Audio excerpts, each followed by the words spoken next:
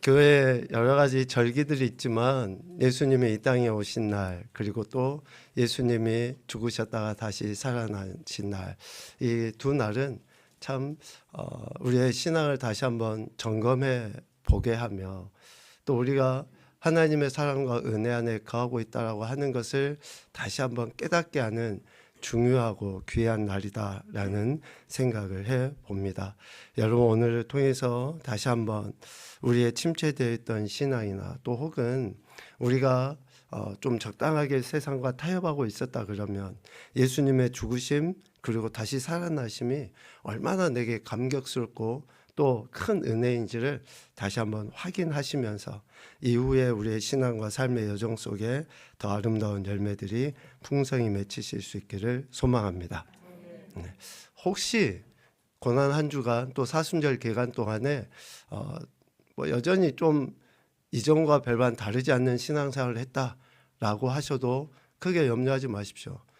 우리가 또 앞으로 성탄의 절기를 기다리면서 또 열심히 해야 되니까 얼마 하지 못했다 해도 좌절하지 마시고 또 지금부터 다시 해가면 됩니다.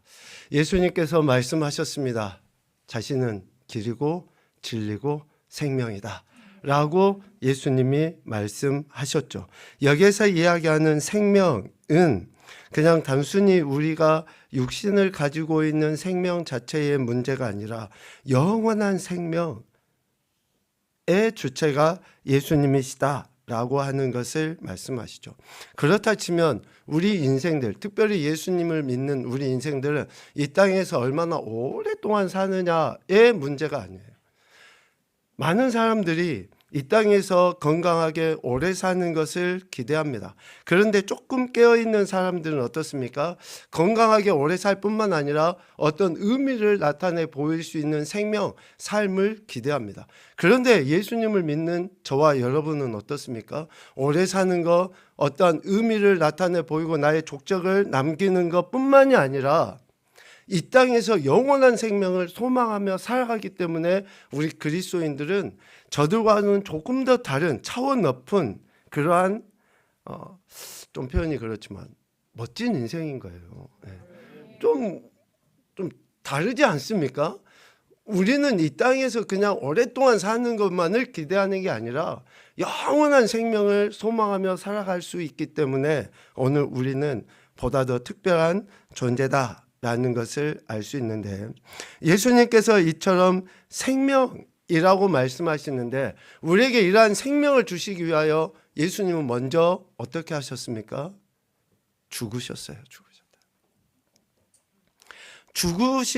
죽음으로써 생명을 우리에게 주시기 위하여 예수님이 이 땅에 오셨다라고 이야기합니다.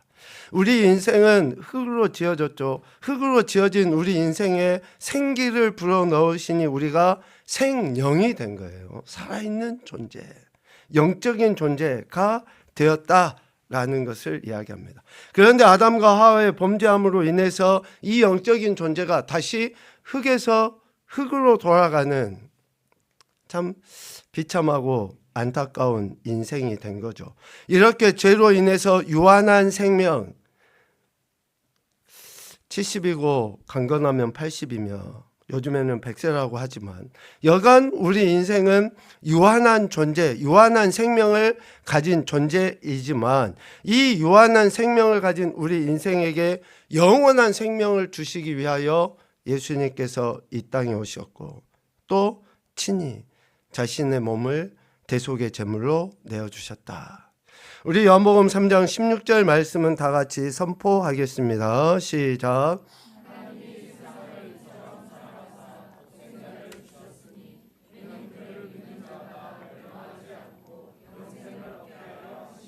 아멘. 영원한 생명을 주시기 위하여 예수님이 이 땅에 오셨고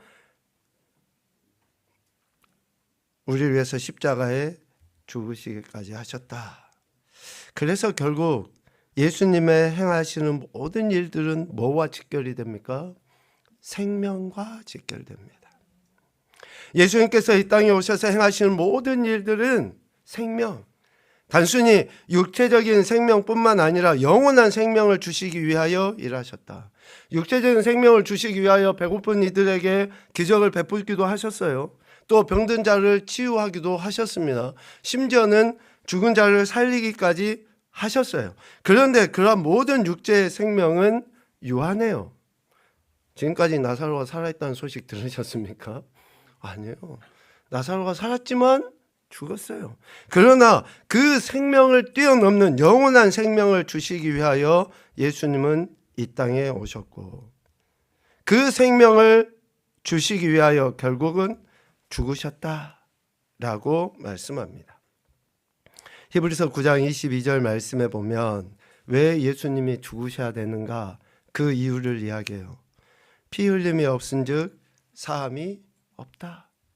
그러니까 우리가 죄 사함을 받기 위해서는 뭐가 있어야 돼요? 피 흘림이 있어야 돼요. 대속의 제물이 있어야지 됩니다. 구약에는 양을 잡다든지 송아지를 잡는다든지 비둘기를 잡는다든지 여러 가지 그런 제물들을 하나님 앞에 드렸지만, 신약 이후에 예수님의 오심 이후부터는 더 이상 그런 어떠한 제사의 의식이 아니라, 짐승의 피가 아니라 죄 없으신 예수님의 피가 반드시 필요했기 때문에 생명을 주시기 위하여 예수님은 죽으셨다. 요한복음 10장 17절과 18절 말씀에서 그 예수님이 우리를 구원하시기 위하여 자신을 버리신 그 말씀이 나와 있습니다. 저와 함께 같이 읽겠습니다. 내가 내 목숨을 버리는 것은 그것을 내가 다시 얻기 위함이니, 이로 말미암아 아버지께서 나를 사랑하시느니라. 이를 내게서 빼앗는 자가 있는 것이 아니라 내가 스스로 버리노라. 나는 버릴 권세도 있고 다시 얻을 권세도 있으니 이 계명은 내 아버지에게서 받았노라 하시느라. 아멘. 이렇게 예수님은 자신이 가지신 권세로서 스스로 자신을 버리심으로, 어쩌면 들리심으로, 죽으심으로 모든 사람을 자기에게로 이끄시고 참된 생명을 주려 하셨다라고 이야기합니다. 하나님이신 예수님께서 육신의 몸을 입고 이 땅에 오심은 죽으시기 위함이죠. 죽으셔야지만이 자기 사람들을 살릴 수 있기 때문에 예수님께서는 이렇게 자기의 생명을 내어주시면서 우리를 사랑하신 것입니다. 이렇게 죽으시기 위해서 오신 예수님이 다시 살아나심으로 말미암아 우리에게 영생을 소망으로 주신 줄로 믿습니다. 그 주님이 다시 살아나심으로 인해서 우리에게 이제는 참된 소망, 영원한 생명에 대한 소망이 있게 되었다. 예수님께서 공생의 사역을 하시는 동안에 이러한 말씀들을 하시죠. 특별히 죽은 나사로를 살리실 때에 분명하게 자신의 존재와 사역에 대해서 말씀하십니다. 우리 요한복음 11장 25절 26절 말씀 읽겠는데요. 이 말씀은 부활의 절기에 항상 빠지지 않고 선포되어지는 말씀입니다. 오늘 부활하신 예수님의 은혜를 생각하며 같이 읽겠습니다.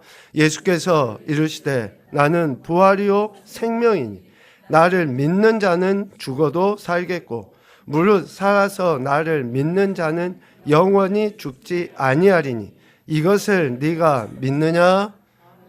아멘. 믿습니까? 네. 그래서 오늘 우리는 단순히 육체의 생명을 뛰어넘어 이제 영원한 생명을 바라보며 사는 자들이 되었다라고 하는 것입니다. 오늘 요한복음 11장 말씀에 보면 나는 부활이요 생명이다 라고 예수님이 분명히 선포하십니다. 이 말씀은 예수님께서 유일하신 오로지 한 분이신 부활이시고 한 분이신 생명, 즉 생명의 본질이시다라고 하는 의미예요. 그래서 우리가 예수님을 믿을 때 부활과 생명을 얻게 되는 것입니다. 많은 사람들이 영생에 대한 소망을 갖고는 살아가요. 심지어는 자기가 기르던 애완동물도 영생에 대한 그런 생각을 갖고 사람들이 살아가는 것 같아요. 그런데 그 부활, 그 생명이라고 하신 예수 그리스도만이 유일한 생명과 부활의 본질이신 줄로 믿습니다. 그래서 오늘 우리는 그 예수님을 믿고 믿어야 하는 것이죠. 사도 바울은 디모데전서 6장 16절 말씀에서 이렇게 선포하고 가르칩니다. 오직 그에게만 죽지 아니함이 있고 가까이 가지 못할 빛에 거하시고 어떤 사람도 보지 못하였고 또 볼 수 없는 이시니 그에게 존귀와 영원한 권능을 돌릴지어다. 아멘. 그에게만, 누구죠? 예수 그리스도에게만 죽지 아니함이 있다. 사람은 한번 태어나면 죽는 것은 정해진 이치예요. 그 이후에 심판이 있다라고 이야기합니다. 그런데 예수 그리스도는 죽으신 것 같지만 죽으신 것이 아니고 지금도 살아서 역사하시는 참 하나님이신 줄로 믿습니다. 그가 다시 살아나셨기 때문에 우리에게도 이러한 생명의 은혜를 허락하시고 누릴 수 있는 것이죠. 이렇게 예수님께서 생명의 근원이시다라는 것을 이야기하는데, 여러분 앞서 잠깐 이야기한 것처럼 왜 우리 인간은 누구나 교회를 다니든지 안 다니든지 예수를 믿든지 안 믿든지 다 영생에 대한 소망을 갖고 살아갈까요? 전도서 3장 11절 하반부에 분명하게 전도서 기자를 통해서 증거합니다. 또 사람들에게는 영원을 사모하는 마음을 주셨다. 영원한 생명에 대한 갈급함이 누구에게나 다 있다는 거예요. 그래서 뭐 천국, 극락, 낙원, 천당 뭐 이런 단어들, 심지어는 좋은 곳, 이런 것을 다 이야기하면서 사람들은 영원한 생명에 대한 소망을 갖고 살아가죠. 그런데 이 일을 이루실 수 있는 분은, 우리에게 영원한 생명을 주실 수 있는 분은 오직 예수 그리스도 한 분밖에 없습니다. 앞서 우리가 읽었던 것처럼 예수님께서 생명이시고 예수님께서 말씀하신 것처럼 나로 말미암지 않고는 아버지께로 올 자가 없다라고 분명하게 선포하셨기 때문입니다. 우리는 그 예수 그리스도, 즉 길이요 진리요 생명이시며 부활이시고 생명이신 예수 그리스도를 믿고 살아가는 줄로 믿습니다. 그러므로 우리 인생이 그렇게 사모하는 생명과 부활은 오직 예수 그리스도를 믿음으로 말미암아 주어지는 특별한 선물이라는 것을 기억하고 그 예수 그리스도를 믿고 순종하며 살아가는 삶을 우리가 살아내야 할 줄로 믿습니다. 오늘 우리가 읽은 마태복음 28장에서는 부활하신 예수님을 드러내 보이시는 장면이 기록되어 있습니다. 오늘 이 사건을 통해서 우리는 두 가지의 의미를 생각해 보게 됩니다. 첫 번째로 예수님의 부활하심은 말씀하신 대로의 부활하심이에요. 말씀하신 대로의 살아나심입니다. 오늘 5절 6절 말씀에 보면 천사가 여자들, 즉 막달라 마리아와 다른 마리아가 예수님의 무덤을 보러 왔을 때에 그 여인들에게 한 이야기입니다. 너희는 무서워하지 말라. 십자가에 못 박히신 예수를 너희가 찾는 줄 내가 안다. 그가 여기 계시지 않고 그가 말씀하시던 대로 살아나셨다.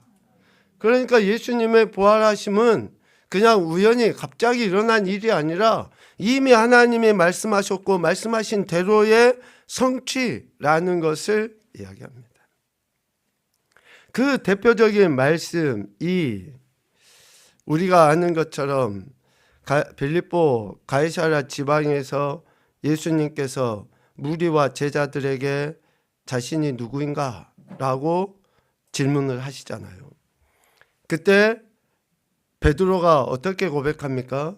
마태복음 16장 16절에 보면 그리스도시고 살아계신 하나님의 아들입니다. 라고 고백해요. 여러분, 여기에서 베드로의 신앙 고백을 우리가 크게 또 높이 우리의 신앙의 고백으로 삼는 이유가 뭡니까? 예수 그리스도가 주라고 하는, 주인이라고 하는 것뿐만 아니라 살아계신 하나님의 아들, 즉 예수님도 영원토록 살아계신 존재로 믿고 고백하기 때문에 큰 건데, 이 신앙 고백을 듣고 난 이후에 예수님이 사랑하는 제자들에게 하셨던 말씀이 뭐예요? 내가 3일 만에, 내가 십자가에 못 박혀 죽을 것이다. 그리고 3일 만에 다시 살아나게 될 것이다. 라고 하는 그 사실을 예수님이 비로소 말씀하십니다. 마태복음 16장 21절 말씀을 우리 같이 보겠습니다. 시작.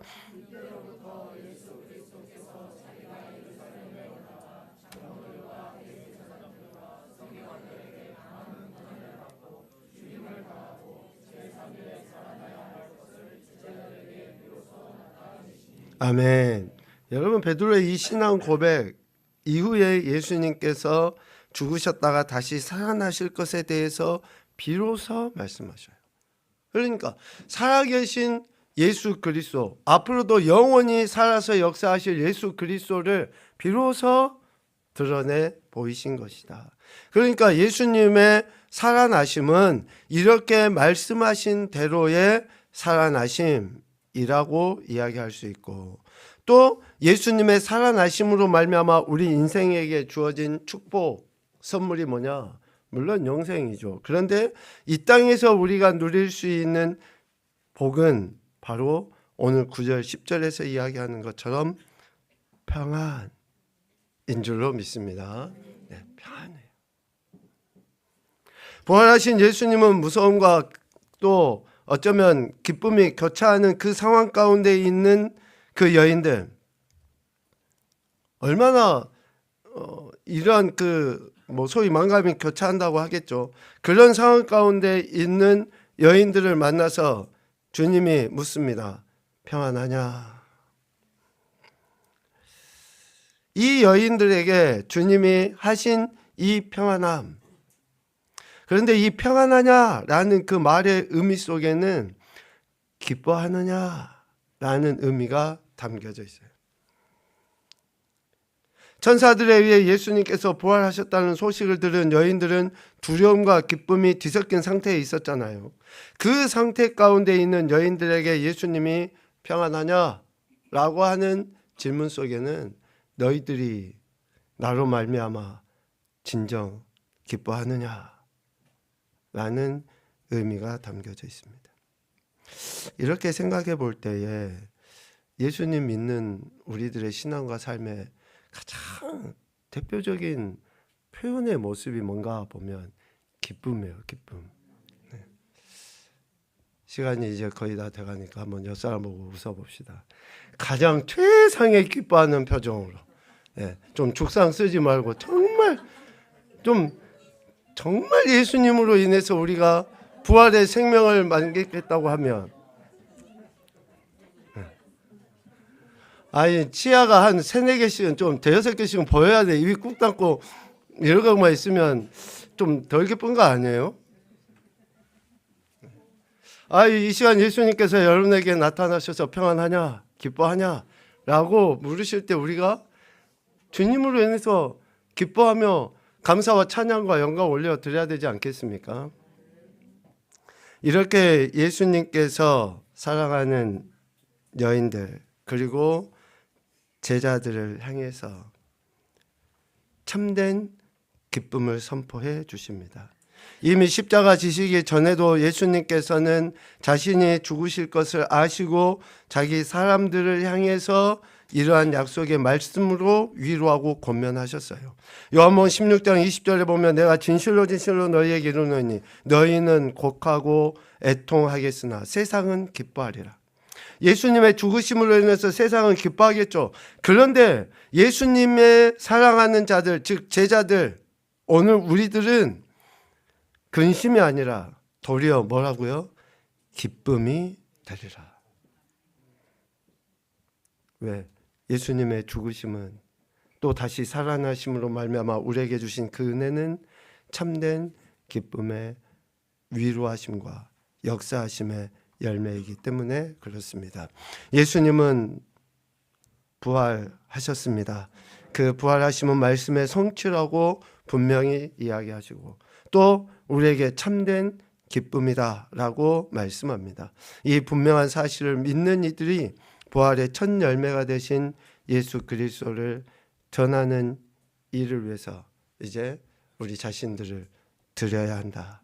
증인으로서 살아야 한다라고 사도 바울은 우리에게 권면합니다. 예수님 부활하심이 우리에게 참된 기쁨인 것처럼 영생에 대한 소망인 것처럼 이 땅에 주어하는 안타까운 영혼들에게 우리가 부활의 증인으로 살아가야 될 줄로 믿습니다. 고린도서 5장 15절 말씀을 우리 다 같이 선포한 이후에 기도함으로 예배를 마치도록 하겠습니다. 그가 모든 사람을 대신하여 죽으심은 살아있는 자들로 하여금 다시는 그들 자신을 위하여 살지 않고 오직 그들을 대신하여 죽었다가 다시 살아나신 이를 위하여 살게 하려 함이라. 아멘.